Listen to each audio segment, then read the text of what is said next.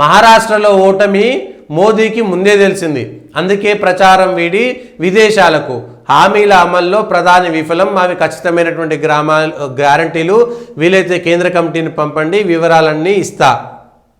మహారాష్ట్రలో ఓటమి తెలిసి నరేంద్ర మోడీ విదేశాలకు వెళ్ళిపోయినట. నరేంద్ర మోడీ విదేశాలకు ఎందుకు వెళ్ళిండు? ఆల్రెడీ ఒక ప్రధానమంత్రికి సంబంధించినటువంటి ఒక పర్యటన, అది కూడా బ్రిక్స్కి సంబంధించినటువంటి ఒక పర్యటన, అక్కడికి వెళ్ళిండు. నరేంద్ర మోడీ విదేశాలకు వెళ్ళింది G20 సదస్సు, బ్రిక్స్ కాదు, G20 సదస్సులో అమెరికా అధ్యక్షుడు బైడెను, దక్షిణాఫ్రికా అధ్యక్షుడు రామఫోసాతో ప్రధాని మోడీ ప్రపంచ సంఘర్షణలతో పేద దేశాలు సతమతం, వెంటనే పరిష్కారం కనుగొనాలి G20 సదస్సులో నరేంద్ర మోడీ.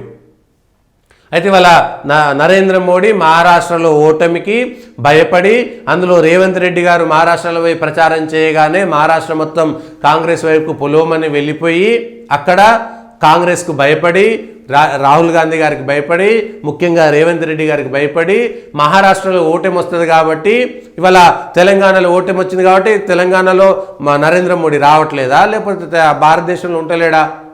తెలంగాణలో కాంగ్రెస్ గెలిచింది కదా, కర్ణాటకలో కాంగ్రెస్ గెలిచింది కదా, ఇక నరేంద్ర మోడీ కర్ణాటక పోవట్లేదు, తెలంగాణకు రావట్లేదు, అసలు ఈ దేశంలో ఉంటలేడా తెలంగాణలో ఓడిపోయిన తర్వాత?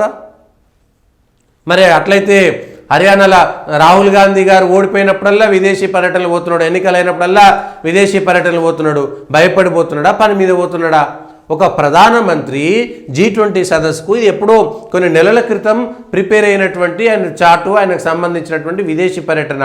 అందులో G20 సదస్సుకు వెళితే నైజీరియాతో పాటు గయానా లాంటి దేశాలకు కూడా వెళ్ళారు. అక్కడికి దక్షిణాఫ్రికా, అట్లనే 3 దేశాలకు వెళ్ళి 3 దేశాల పర్యటన, గయానా లాంటి దేశాలకు వెళ్ళిరు.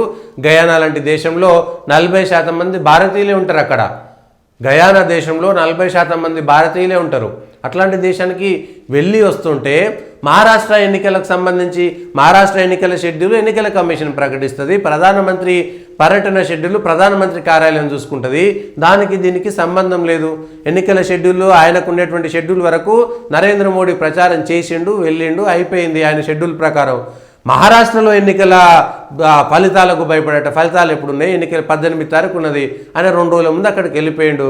అంతకుముందే మహారాష్ట్రలో పర్యటనే చేయలేదన్నట్టుగా, వదిలిపెట్టినట్టుగా, విదేశాలకు వెళ్ళినట్టుగా. కనీసం ఒక ముఖ్యమంత్రిగా ఉండి ఒక ప్రధానమంత్రి పర్యటన ఏ విధంగా ఉంటుంది, ఎక్కడ ఉంటుంది, విదేశాలకు ఎట్లా వెళ్తారనేటువంటి విషయం తెలియదా? ఎట్లా పడితే అట్లా మాట్లాడేమైనా? రాజకీయ వైరం ఉన్నంత మాత్రాన, రాజకీయంగా 2 క్షేత్రాల్లో ఉన్నంత మాత్రాన మహారాష్ట్ర ఎన్నికలకు భయపడి నరేంద్ర మోడీ గారు వెళ్ళిపోయారట. అది మన ముఖ్యమంత్రి గారు చెప్తారు. తెలంగాణ ముఖ్యమంత్రి గారు మహారాష్ట్రకు పోయి మహారాష్ట్రలో ఎన్నికలకు భయపడి, ఫలితాలకు భయపడి ముందే ఊహించుకొని వెళ్ళిపోయిండు. అందుకోసమే వేయరు. ఇక మొత్తం నరేంద్ర మోడీ ప్రధానమంత్రి అయిన తర్వాత 2014 నుంచి ఏ ఒక్క రాష్ట్రంలో ఓడిపోలేదా? ఏ ఒక్క రాష్ట్రంలో కాంగ్రెస్ సర్కార్ రాలేదా?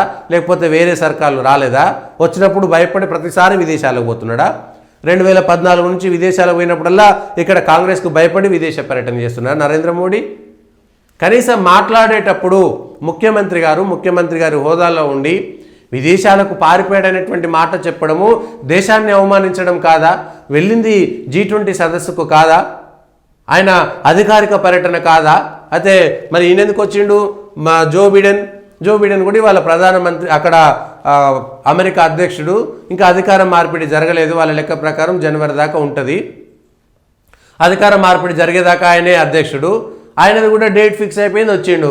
జో బిడెన్ కూడా ఓడిపోయిండు కాబట్టి భయపడి విదేశీ పర్యటనకు పోయిండా?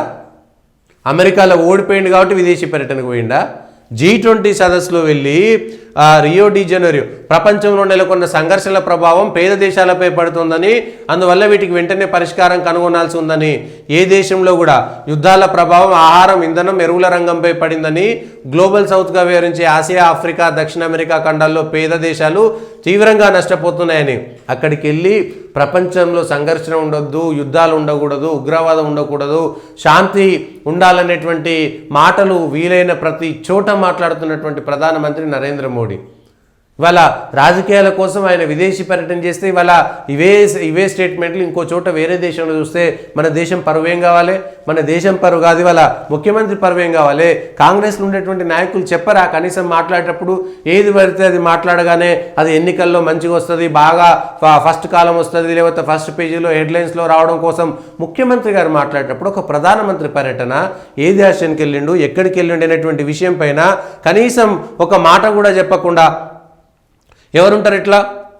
ఆకలి పేదరికానికి వ్యతిరేకంగా ప్రపంచ కూటమి ఏర్పాటు కావాలన్న బ్రెజిల్ అధ్యక్షుడి ప్రతిపాదనను స్వాగతించారు. సదస్సును ప్రారంభం కావడానికి ముందు మోడీ అమెరికా అధ్యక్షుడు జో బైడెన్, బ్రెజిల్ అధ్యక్షుడు లులా డి సిల్వా, ఐక్యరాజ్య సమితి సెక్రటరీ జనరల్ ఆంటోనియో గుటెర్రస్ ఇతర ప్రపంచ నాయకులతో భేటీ అయ్యారు. సీట్లో కూర్చునే ముందు చైనా అధ్యక్షుడు షీ జిన్పింగ్తో కరచాలనం చేశాడు. బ్రెజిల్ పర్యటనలో మోదీకి సాంప్రదాయ భారతీయ వస్త్రాలు ధరించిన పలువురు సంస్కృత శ్లోకాలను పఠిస్తూ ఘనస్వాగతం పలికారు.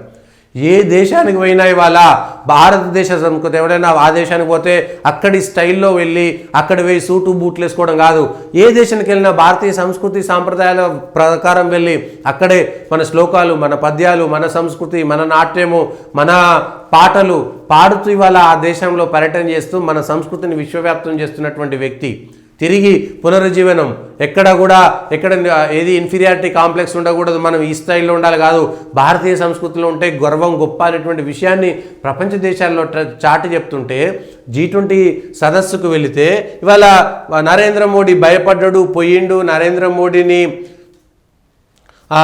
మహారాష్ట్ర ఎన్నికల కోసమట, మహారాష్ట్ర ఎన్నికలకు భయపడి నరేంద్ర మోడీ విదేశాలకు పారిపోయిండు అనేటువంటి మాట స్వయంగా తెలంగాణ ముఖ్యమంత్రి గారు మాట్లాడాన్ని మీరు నిజంగా ఏ విధంగా ఆలోచిస్తారు, ఏ విధంగా చెప్తారు? కాంగ్రెస్ నాయకులు, కాంగ్రెస్ కార్యకర్తలు మోడీని, బీజేపీ ప్రభుత్వాన్ని, నరేంద్ర మోడీ ప్రభుత్వాన్ని విమర్శించడంలో తప్పలేదు, లేకపోతే మహారాష్ట్రలో నరేంద్ర మోడీ సర్కార్ను విమర్శించడంలో తప్పలేదు, అక్కడ ఉన్నటువంటి ప్రభుత్వాన్ని విమర్శించడంలో తప్పలేదు. కానీ ఎన్నికలకు భయపడి G20 సదస్సుకు పోయింది అనేటువంటిది నిజంగా చెప్పుకోవచ్చా? ముఖ్యమంత్రి గారు మాట్లాడవచ్చా? ఇది వాళ్ళకు సంబంధించినటువంటి ఇంతకంటే దారుణం ఏముంటుంది?